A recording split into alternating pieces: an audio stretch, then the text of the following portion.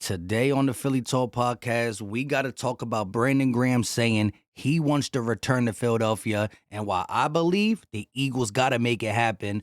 Also, y'all been DMing me on this. Khalil Mack could be cut by the Chargers due to their cap situation. And last but not least, the Eagles dropped a 2020 Combine interview of one Jalen Hurts. If you haven't watched it, you got to hear it. No wonder we drafted him.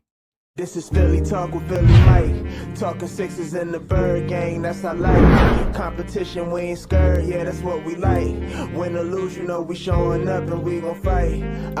You see we strive for the sky every day that go by. And every single week we screaming fly, Eagles fly. This is Philly Talk with Philly Mike, yeah. This is Philly Talk with Philly Mike, yeah. What is going on, everybody? I go by Philly Mike, and this is the Philly Talk podcast. And today we got a bunch to get into. But before we do that, Eagle Nation, help your boy out. Hit that like button, subscribe if you are new, and ding the bell. Join notification gang so you know when we go live or drop videos, all that good stuff. Let's get into it. I want to talk about BG because I think we have to bring him back. There's so many reasons why we have to. I'll tell y'all. We'll also talk about the Khalil Mack thing y'all been asking me. Can't have them both, but I do want to show you the Combine interview. Now, it was dropped on Twitter by the Eagles, and I think YouTube by the Eagles. So if you already watched it, but you want to hear about BG and Khalil Mack, skip about 6.5 minutes from now. If you didn't, let's watch this together. Jalen Hurts is an absolute dog, and he tells you, I think low-key, the way he sounds here, he knew he was going to have a 2022 season like he just did. And we did finish a little short, but with Jalen Hurts at the helm, I know we're going to eventually get it done. Glad you're here. You get the comfy chair. Pull up a chair. Jalen, how you doing, man? Doing all right. How's it going? It's going well. It's a lot, man, right? Short period of time. Yes, sir. How you dealing with it, man? It's something that everybody has to go through. So Yeah. I'm just hitting the head first. Well, why should we draft you? Coach, I'm a difference maker. I'm a dog. I've been able to kind of cement myself in two prestigious programs. I think I've been able to I think people have found a way in both places to follow me. And I'm not going in this deal, going in these places saying, hey, come on, y'all got to follow me, or, that's earned, that's not given. And people leave because their peers let them. I don't know, for some odd reason, people follow me everywhere I've been. I can make every throw, make every play. I don't put a ceiling on how good I can be. I think that I can't say the sky's the limit, because I think I have that much, and I'm confident in that. So I'm a student. I want to learn. I just want to maximize all of this I have so I can be the best I can be, and be an asset to some people, an organization, and impact the people around me, bring some people with me. So you got an interesting path. You traveled, going to Alabama, winning, and then graduating and going to Oklahoma. Tell us about that journey, decisions you made, and how you ended up at Oklahoma. Yes, sir. For me, I decided to go to Alabama because I felt like me and Coach Saban were compatible. Saw things the same way. I was very interested and bought into the process he always talked about, and the approach he took, the business approach, the competitive nature he had. So I was all in on Alabama. Only took one visit. That was Alabama.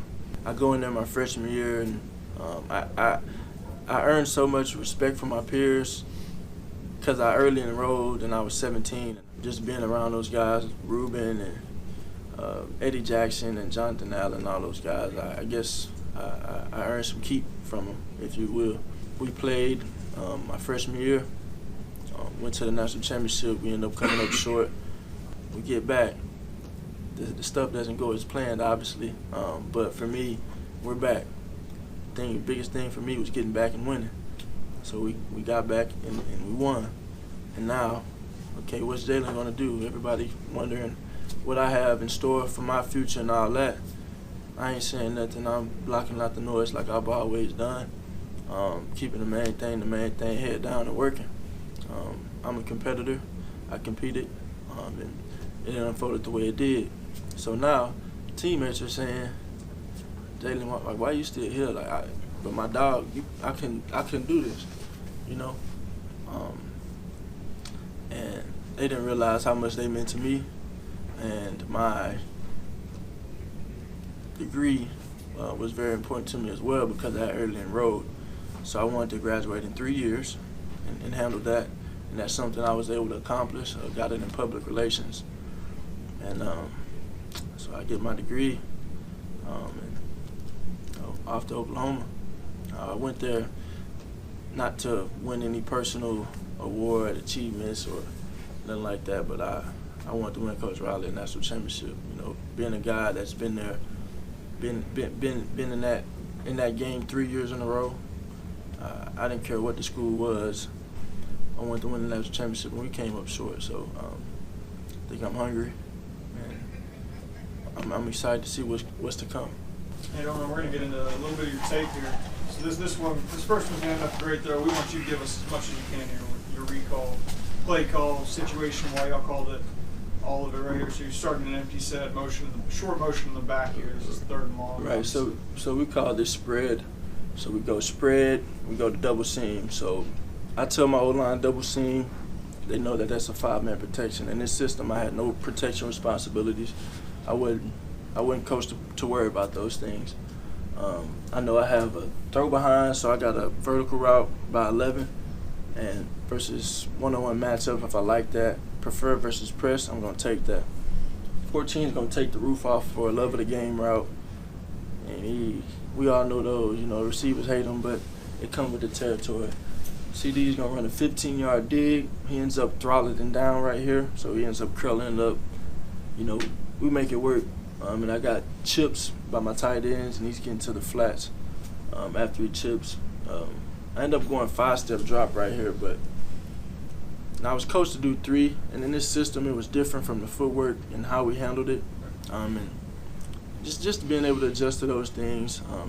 Some of them was different, but a lot of it was effective. And even talking about the protection part of it, like, for instance, at Alabama, you know, I had hots. Now, we had certain protections where, put it this way, we prepare and we manipulate it with moving the back. So we will always find a way to pick it up. Yep. You know what I'm saying? So we rarely were hot. And if we were hot, we had it built in with some drive routes or quick outs or whatever it had. At Oklahoma, it was a little more open. So there were times where I had to look at the rush to see if I was hot, Right. based off of the way I was coached. You know, we really didn't key safeties in that system. We really didn't worry about those things. But I know there's some clips where it's like any pressure, throw this quick game or whatever it is. But Sure. Look forward to seeing you this week, man. Let's have a great week. yes, sir. Is everything you're right working out? Yes, sir. Great job, boys. Again, coming out saying that there's no ceiling to my game. I'm a dog. I'm a competitor. I could make every throw.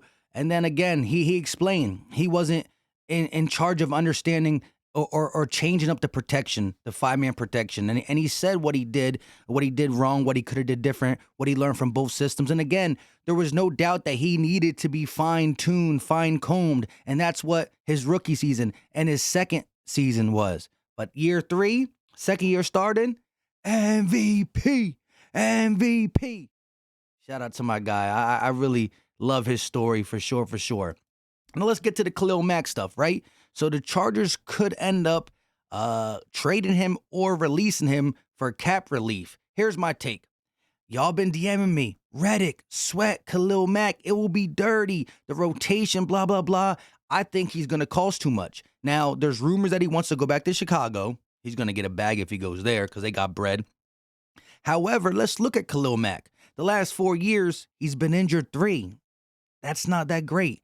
Now, some people are saying he's tired of losing. He wants to come to a Super Bowl contender. Well, that is the Eagles. So again, having a GM like Howie Roseman, having a team that just came off the Super Bowl that has a bunch of one-year guys now getting paid allows you to still be a destination. So Eagles are going to be rumored to a couple guys that we're like, wait, Mike, you keep saying we're broke. Or we don't got this, we're not broke. But we have our own free agents. We got Jalen Hurts contract. We got our own stuff to worry about. Why are we linked to these guys? Because it's Howie Roseman. And you never know who takes a discount to play with a team that could get a Super Bowl. So I understand that. But honestly, if it's up to me, I want to get BG. And before we listen to what he said, let's look at BG's contract, right? What his market value is, right? So his market value is $5.7 million for 1 year, right? I might just sign up for $5.7 million. Mind you, he's coming off his best season ever, 11 sacks. Plus, we know when you talk about defensive ends around the league, some of them defensive ends do not play the run well. That's not the problem from Brandon Graham. Brandon Graham plays the run very well. Brandon Graham is a great run defender, and he's coming off an 11 sack season. 5.7 is good. But let's look at the, not the base calculated value. Let's look at the linear value, right?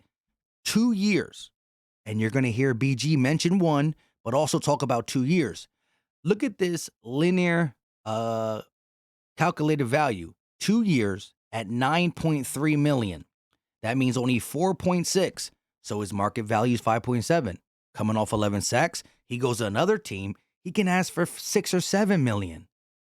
Market value 5.7. He wants 2 years. The Eagles love him. He loves us. You give him a 2-year contract for $9.38 million, $4.6 million a year. You can maybe give him a nice signing bonus, even prorate the signing bonus over 3 years, have a dead year at the end. You know how Howie Roseman plays with the dead years. Really a 3-year contract he plays to a dead year. You can prorate it over that time. But here's the thing. Khalil Mack, fully healthy, is probably more explosive, better than BG. But he's been hurt 3 to 4 years. BG's been getting better 3 to 4 years. BG can play the run better than Khalil Mack, and he's coming off his best season, and the camaraderie's there. If you ask me, I think it's a no-brainer. You might lose Hargrave. You might lose Fletch. You got other guys you got to worry about, like C.J. Garner-Johnson, T.J. Edwards. If Brandon Graham's going to do you a favor, get the job done. It should be a no-brainer to bring back BG, especially when you look at that bang for your buck. $4.5 million is worth 11 sacks. $4.5 million is worth one of the better defensive ends when it comes to the run. I'm telling you, BG, missing him. Listen, I'm not saying this is the only reason why. Because BG played the least amount of snaps he's played in his career. Least amount of snaps, most production. There's something still there. Mind you, Eagles first in sacks this year. That was also due to Hargrave, Reddick, and Sweat. No ifs, and or buts about it. But the previous year, Brandon Graham goes down week 2, and the Eagles are 31st in sacks. I'm not saying it was only because of him, because Sweat was there still. Barnett was still there. We didn't have Reddick, who had 16.5 or 16 sacks. I understand that. But BG is just an important piece. And I think if you get him back for 1 or 2 years with that much production, playing all 17 games, aging like fine wine, for that price, no brainer. Listen to how he talks about it. He says he feels he can continue playing at a high level because of the way this new NFL is. No 2-a-day practices. Nick Sirianni's practices are walks in a park. He didn't say that, but it's been reported about it. Listen. Well, you know what, man? It was 10 at first, but Ray Lewis always been the guy that I looked up to because I played linebacker before I got big and they moved me to defensive. But, you know, best decision ever. But you know, when I started being able to see that I could really go, and I'm not feeling as bad as it used to be back in the day. You know, of the practices, because I had Andy Reid my first year. Boy, you know, 09. You say 09. You know it. 2 days. For real. I just missed that. And it had me questioning if I really love football or not. You know what I'm saying? Like that.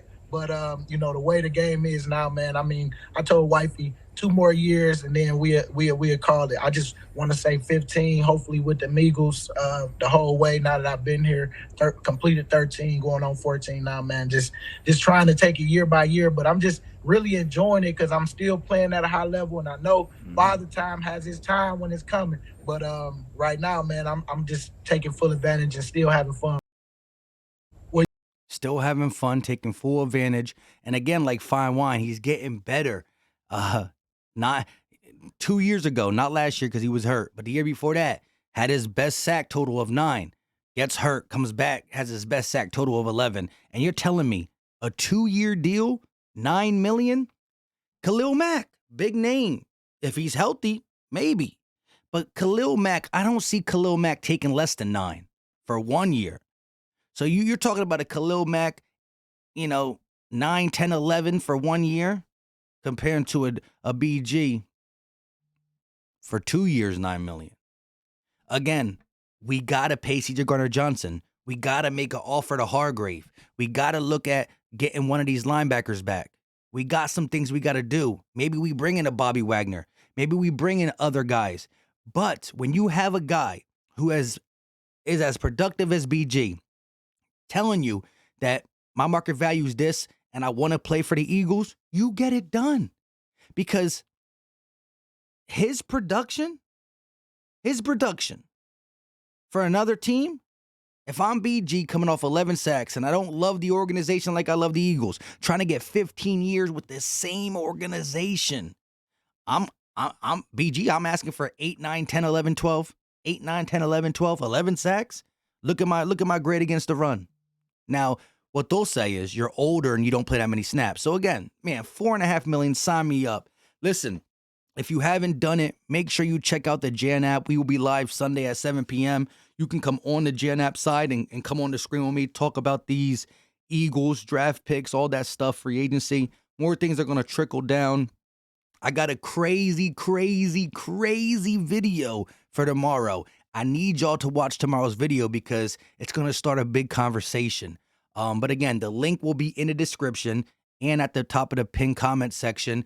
Please, when you sign up, use the promo code P5DY6KKO. If you haven't done it, if you already signed up but haven't done it, click the link again, sign up, try to put the promo code in, drop the muscle emoji, and let me know your thoughts. Tell me what you think about BG. Tell me what you think about Khalil Mack. And tell me what you think about Jalen Hurts' 2020 Combine interview. Man, no wonder we drafted him. A lot of people didn't want him, not because we didn't believe he could be good.